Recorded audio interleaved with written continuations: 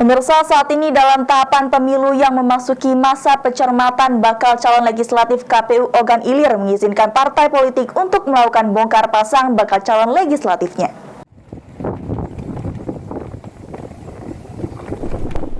Hal ini dikemukakan oleh Ketua KPU Ogan Ilir, Rusdi.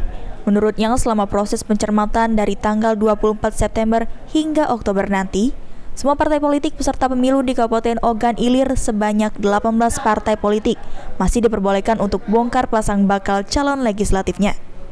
Hingga pada akhirnya nanti, pada bulan November secara serentak, se-Indonesia akan dikeluarkan daftar calon tetap legislatif masing-masing partai politik.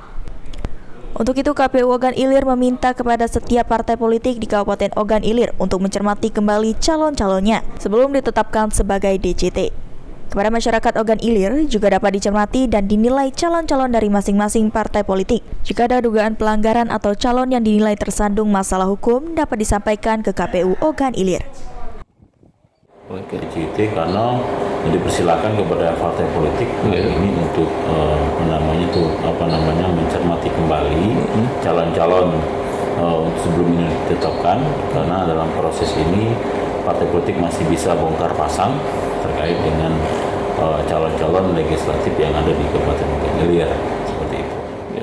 Ahmad Romawi, PAL TV.